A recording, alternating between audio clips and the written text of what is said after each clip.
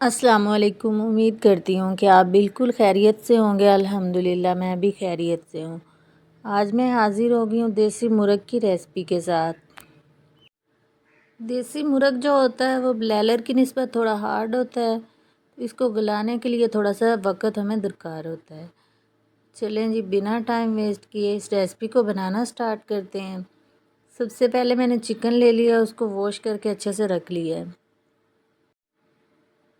यहाँ पे मैंने 2 चम्मच जो है घी ले लिया, उसको अच्छी तरह से गर्म करके इसमें आधा कप लहसुन अदरक का पेस्ट मैंने ऐड कर दिया है। लहसुन अदरक के पेस्ट को अच्छी तरह से हम भून लेंगे, इसका कच्चापन जो है वो ख़त्म कर लेंगे।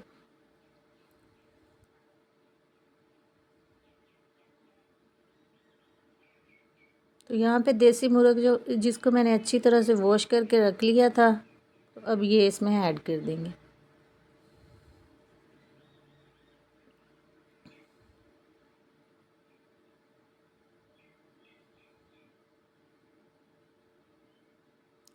अब देसी चिकन को अदरक और लहसुन के पेस्ट के साथ अच्छी तरह से भून लेंगे। अब इसमें ड्राई मसाले ऐड कर देंगे।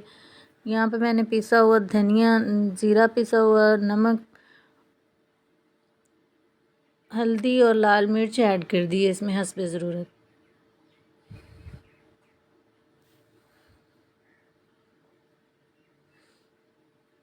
मसालों के साथ चिकन को अच्छी तरह से भून लेंगे। यहाँ पे इसमें ऐड कर देंगे टमाटर, प्याज और हरी मिर्च, और थोड़ा थोड़ा सा मेरे पास ग्रीन प्याज था, वो भी मैंने काट के इसमें ऐड कर दिए।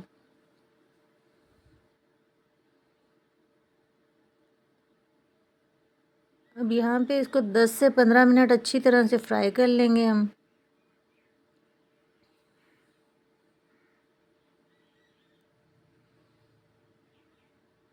दस मिनट फ्राई करने के बाद 1 कप मैंने इसमें दही ऐड कर दी है।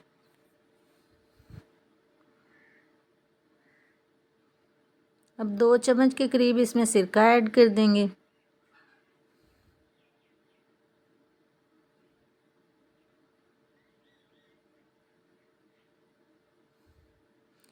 अब इसमें तकरीबन 1.5 लीटर पानी हम ऐड कर देंगे। तो यहाँ पे हम इसको कुकर में बना रहे हैं, 30 मिनट की सीटी लगा देंगे इसको।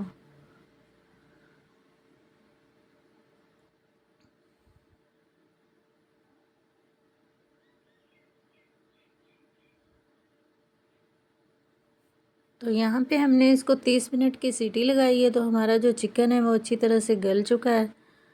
अब मज़ीद जो है ना, इसको दम वाले फ्लेम पे हम 10 मिनट और पका लेंगे।